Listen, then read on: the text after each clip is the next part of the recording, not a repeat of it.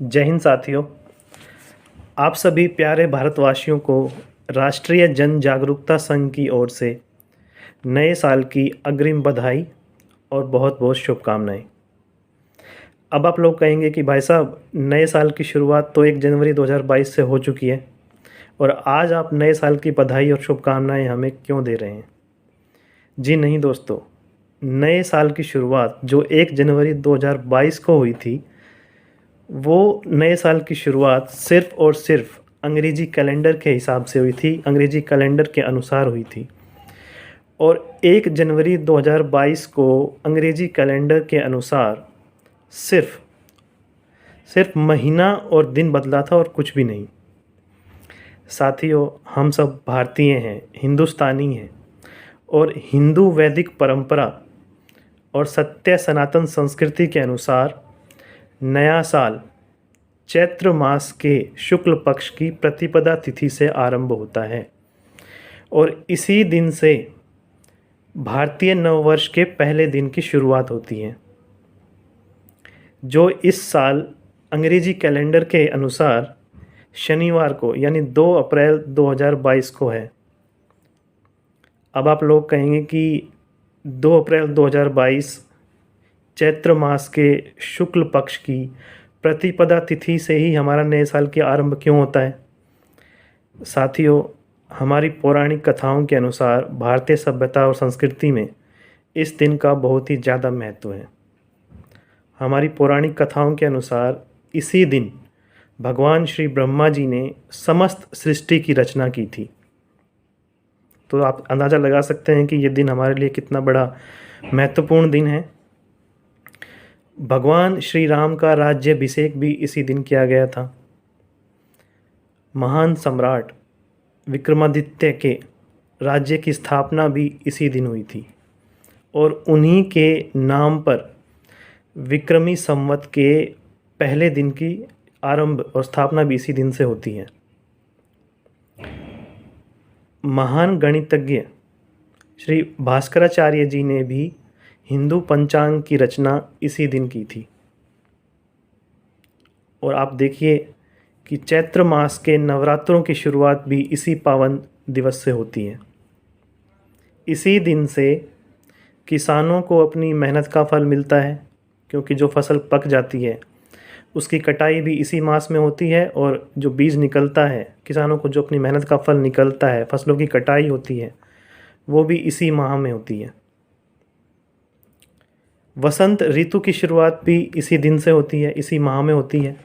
वो वसंत ऋतु जिसमें कुछ नया होता है, जिसके आगमन से समस्त संसार में फूलों की खुशबू और समस्त जगत प्राणियों में नई चेतना का आरंभ हो जाता है। तो आप विचार कर सकते हैं कि हमारी महान संस्कृति के लिए ये खास दिन कितना महत्वपूर्ण दिन है। लेकिन दुर्भाग्यवश और विचारणीय बात ये है कि हमारी महान संस्कृति विलुप्त होती जा रही है। हमारी युवा पीढ़ी अपनी महान संस्कृति और सभ्यता को भूलते जा रहे हैं, जो कि एक बहुत ही गलत बात है। मैं आप सभी देशवासियों से हाथ जोड़कर विनती करता हूँ, प्रार्थना करता हूँ कि हमें अपनी इस संस्कृति को भूलना नहीं है, वरन इसे याद रखना है, इसे आगे निरंतर बढ़ाते रहना है। राष्ट्रीय जन जागरूकता संघ जो अपने कार्यानुसार आम जन को अपनी संस्कृति और सभ्यता के प्रति निरंतर जागरूक करने का प्रयासरत है, और इसी कड़ी में इस नए साल पर चैत्र मास के शुक्ल पक्ष की प्रतिपदा तिथि के पावन पर्व पर, जो 2 अप्रैल 2022 को शनिवार के दिन है, इस पावन पर्व पर नई दिल्ली में महिपालपुर में स्थापित भगवान श्री शिव मूर्ति पर भगवान श्री शिव आरती, वृक्षारोपण और प्रसाद वितरण का आयोजन कर रहा है। अतः आप सभी भाई बहनों से प्रार्थना है कि इस आयोजन का हिस्सा ज़रूर बने, भगवान भोलेनाथ का प्रसाद ज़रूर ग्रहण करें, आरती में शामिल हों। और अगर किसी कारणवश आप यहाँ नहीं पहुँच पाते हैं, आप आने में असमर्थ हैं, तो आप जहाँ पर भी हैं इस महान पर्व की शुरुआत, इस नए साल की शुरुआत आप वहीं से करें। अपने नए साल को ज़रूर मनाएं। और कैसे मनाना है?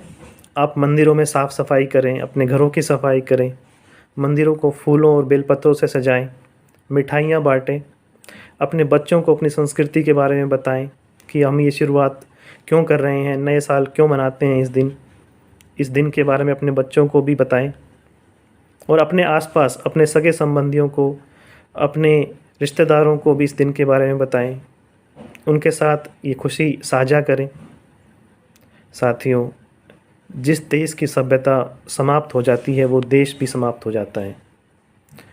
और हमारा भारतवर्ष तो विश्व गुरु है, तो हमें तो अपनी महान संस्कृति की तरफ ध्यान देने की ज़रूरत है, उसका पालन करने की ज़रूरत है। तो आपसे यही कहूँगा कि इस दिन को बिल्कुल ना भूलें, इस दिन की शुरुआत करें। पुनः आप सभी प्यारे देशवासियों को भारतीय हिंदू नववर्ष की अग्रिम बधाई और बहुत बहुत शुभकामनाएं। प्रभु श्री भोलेनाथ आप सब पर अपनी कृपा दृष्टि बनाए रखें। इसी शुभकामना के साथ जय हिंद, जय माँ भारती, जय प्रभु भोलेनाथ।